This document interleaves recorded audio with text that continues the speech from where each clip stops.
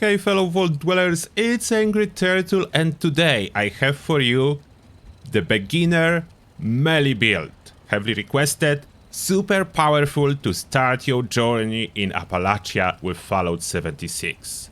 If you will need even more details how this journey can look like if you are in the rush to get higher level, I have 2 live streams, the Power Start from Zero to Hero, that showcase all those details. But now, everything you need to know in the turtle shell. So let's start, focusing on the build and some other tips.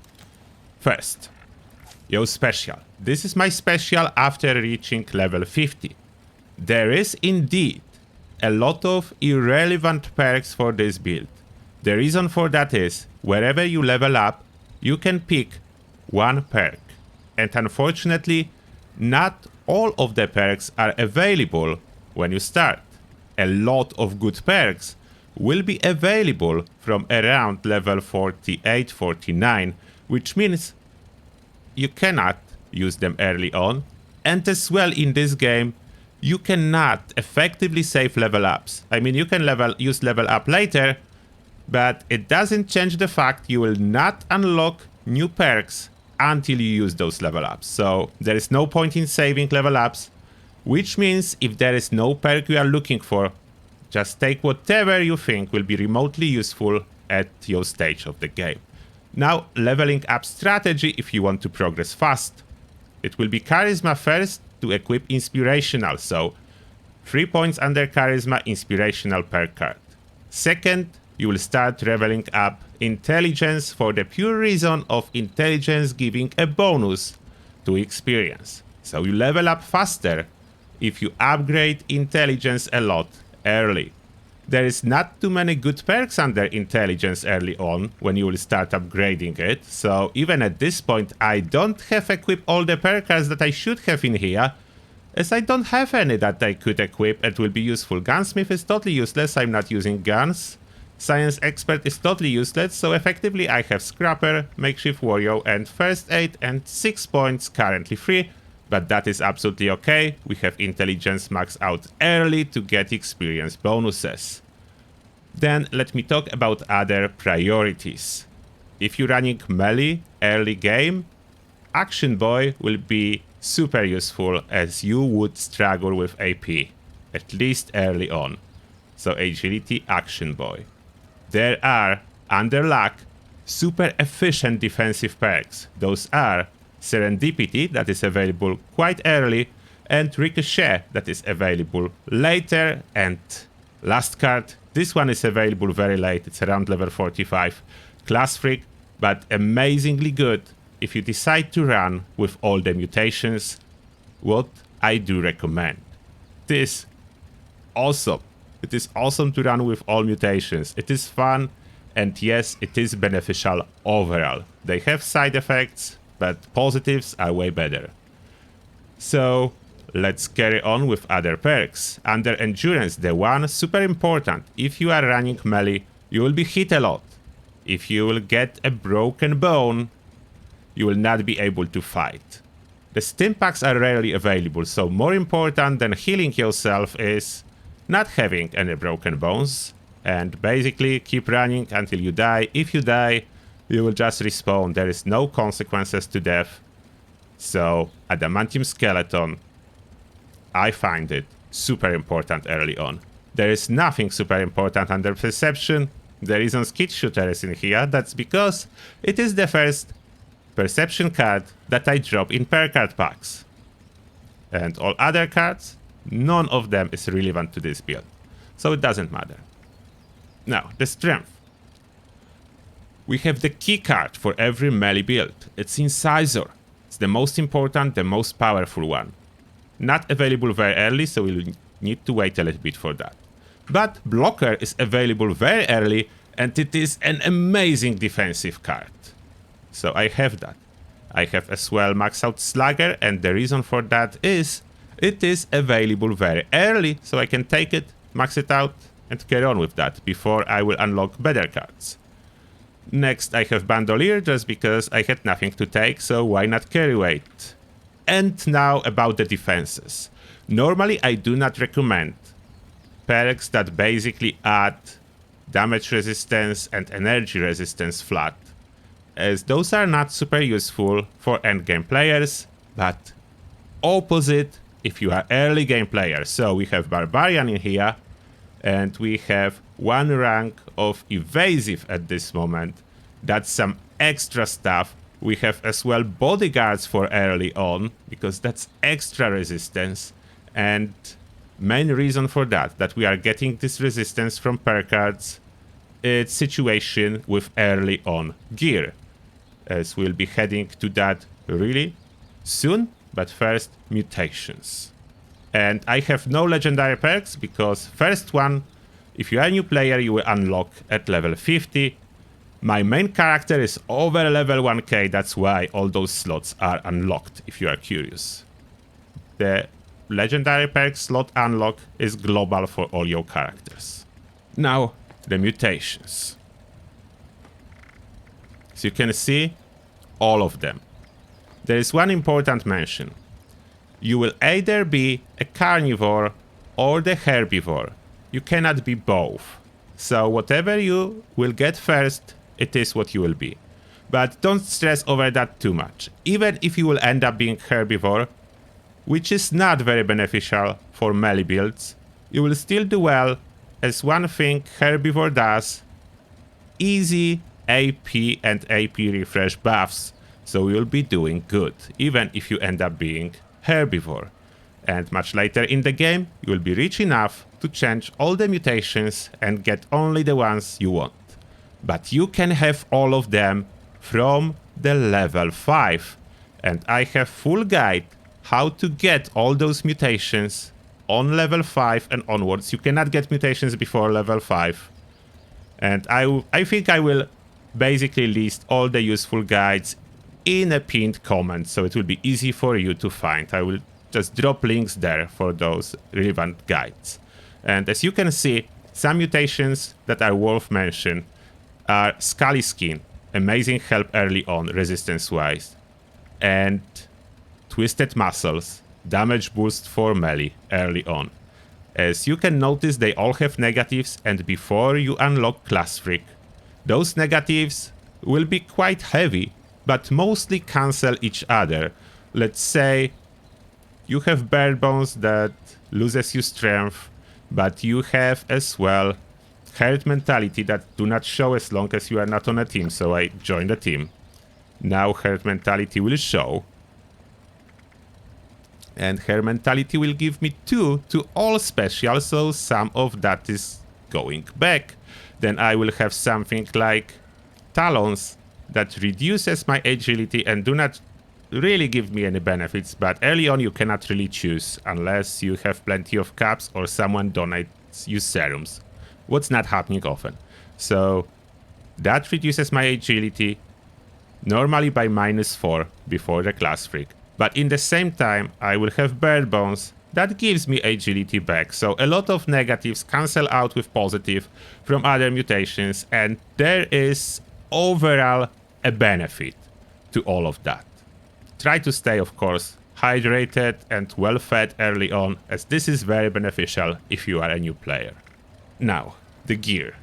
Starting from weapons, I do recommend to get Auto Axe. I tried to make it legendary with 2 modules that I had. I end up with Suppressor, which is not really good, but better than nothing, so I have it. Every automatic melee weapon, I mean not every, but Auto Axe or Chainsaw, both those melee weapons will do very well. The downside is they do drain action points, so there will be a moment in the game when your action points will be basically too low to effectively use weapon like that. In that situation, use whatever two-handed melee weapon with regular swing that you can find until you fix your situation with action points a little bit by applying buffs from food or just leveling up higher and getting more perk cards like Class Freak or high agility that will effectively sort out your issues with action points. Early on, they will happen, so it's good to have just a two-handed melee weapon. you will be in the same time surprisingly tanky with totally broken armor. So you can see armor is totally broken, and there is a reason for that. Early in the game, you don't really have resources to keep fixing that, and there is no need to keep fixing that. With all the mutations and perks, my resistance is relatively good. 137, 176. That is a good resistance, taking into consideration there is no armor, basically. It's all broken. But even though it is all broken, the legendary effects still apply. So assassin effect will apply. Poison resistance, no. Every type of resistance effect will not apply from broken armor. But assassin will apply. Mutant Slayer piece, damage reduction from super mutants will apply, and that is the prefix you are looking for if you are early player and you want to grind for experience. Super mutants are the best source of that. And then unyielding, of course, later on will be amazing. That's why I'm keeping that. And what we are looking for is the second star effect. Increase AP refresh speed, action point refresh speed. This is the help we need. With 1 or 2 pieces like that, suddenly your problems with action points will no longer be so significant. So that fixes a lot. And important thing, it doesn't matter what type of armor it is. It doesn't matter what level this armor has. It doesn't matter what damage resistance this armor has. All you are looking for are good effects, like AP refresh or mutant slayers. Those are the best 2 for early game. This is what you are looking for. If you manage to find like 3 pieces of mutant slayers, you will be almost immortal farming Westek early on, which is amazing. And how you get early armor. Some legendary enemies can drop it, and if not, you just go to Merma. After you get first junk legendaries, you sell them, and you buy from Merma 2-star legendary armor pieces. Those are relatively cheap, and this is like the best way to invest your first script points that you will get from selling legendary to the machine, to the script exchange machine. So you spend them in there buying 2-star random armor pieces. As for you, it absolutely doesn't matter what kind of armor you will get. You just want some nice legendary effects, so you're hoping to get some. Next, apparel that's not really very relevant. The one thing that you can actually use is miner's hat, because this light is quite handy when you are searching for junk scrap and trying to fill up your scrap box or stash box. So that is one useful thing. Everything else, I just have this standard small backpack, standard jumpsuit. It doesn't give any benefits. I do have food, as I'm a carnivore. As you can see, that's the reason. Cooked food can give me melee bonus. Bonus to damage with melee weapons, melee damage. And those stack, like I can take those chops and I can simultaneously take this steak. And if I go under effects, I have both. So I have 40% damage bonus to melee. And if someone will be sharing a perk, Strange in Numbers, or if you have it, it unlocks very late, like level 49. You equip it, it will boost your mutations even more, so you'll be getting 25% from food. As carnivore mutation, boost effects of food from meat. Opposite is true for herbivore mutation. So this is the food you will be collecting. You don't need too much in this category, as this is all heavy, so only stuff that is useful. Under 8, at this moment I have stimpaks, as I was running daily op. Normally it's easy to run low on stimpaks. Daily operation is the source of your stimpaks, but only if you are on the full team. If you will try to do it solo, it will not be a source of stimpak and it will be a frustrating experience. But whenever you see a team doing daily ops and you can join them, do that, as that's where your stimpaks are coming from. And that will sort out everything about the build. You know, the weapon. Currently, auto-axe is basically the plan is free for everyone from the scoreboard. If this scoreboard will end, and you no longer will be able to just grab auto-axe at rank 15, you will be hunting a chainsaw. And that's the reason I will link a guide for a chainsaw in this pinned comment too, so you can find it. Now let me show this build in practice. We'll go kill some super mutants. Currently level 51. I'm not afraid of anything important. Switch to first person for fight, as currently auto axe perform way better in first person. And you can see this damage. I can jump like crazy. Those are the mutations. I can kill them in no time. This is all thanks to the mutations, thanks to the damage from that, and auto axe being generally super powerful in first person view. And look at my AP, it's doing quite fine. Just need to learn after killing them. Let the button go and don't sprint so your AP will regenerate. This is how easy it goes to kill them all. I am taking some damage, but I'm not afraid of that. It's not a worry, because I have healing factor, so after the combat my health goes straight back up, or wherever I level up my health goes straight up, and it's happening often early in the game, like you level up all the time. Now out of combat healing factor is taking effect, and you can notice I'm not playing bloodied, but in the same time I'm not worried when my health starts dropping as I'm taking damage. I just let it fluctuate, so I have some benefit from adrenaline mutation.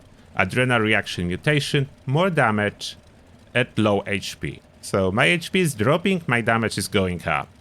And then healing factor is taking care of my healing for most part.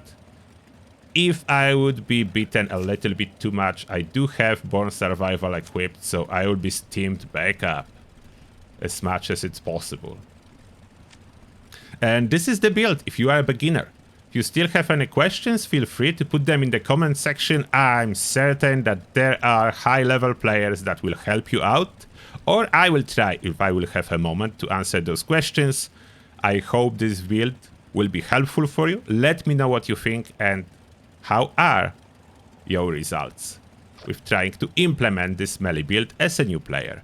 And that being said, thank you a lot for watching, and see you all in the next one.